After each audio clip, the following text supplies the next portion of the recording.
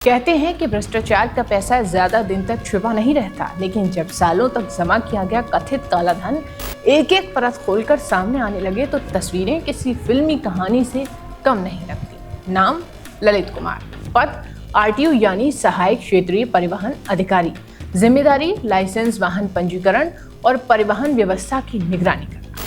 लेकिन अब यही पूर्व अधिकारी उत्तर प्रदेश के चर्चित आय से अधिक संपत्ति मामलों में भी शामिल हो गए हैं।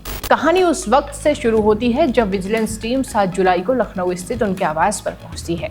अधिकारियों को अंदाजा था कि कुछ संदिग्ध संपत्तियां और दस्तावेज मिल सकते हैं, लेकिन जैसे जैसे तलाशियां आगे बढ़ी, मामला साधारण जांच से निकलकर कथित तौर पर अकूत संपत्ति के खुलासे में बदलता चला गया।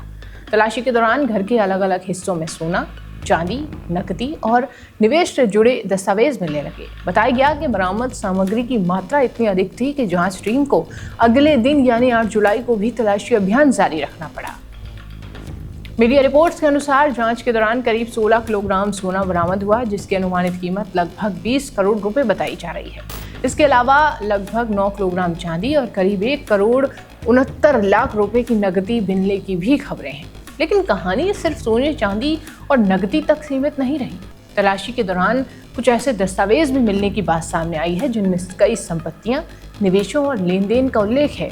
जांच एजेंसियों को लखनऊ, नोएडा और बाराबंकी समेत कई स्थानों पर जमीन, मकान, दुकानों और प्लॉट से जुड़े कागजात भी मिले। खेती की जमीन के दस्तावेज, म्यूचुअल फंड निवेश, बैंकिंग रिकॉर्ड और अन्य वित्तीय कागजात भी इस जांच के दायरे में बताए जा रहे हैं। इसके अलावा कुछ वाहनों के स्वामित्व से जुड़े दस्तावेज भी मिले हैं, जिनमें इनोवा, i20 जैसी गाड़ियों का उल्लेख बताया गया।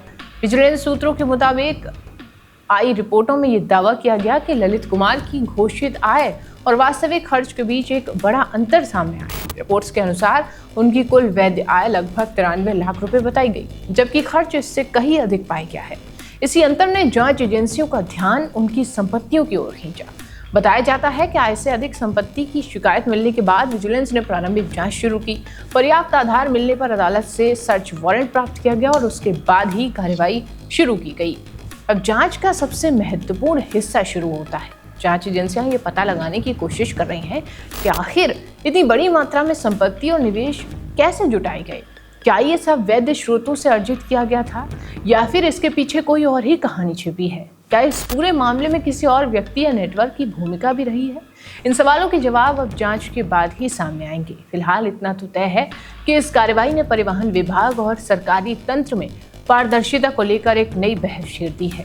जिस अधिकारी पर कभी व्यवस्था की निगरानी की जिम्मेदारी थी, आज वही खुद जांच एजेंसियों के रडार पर है।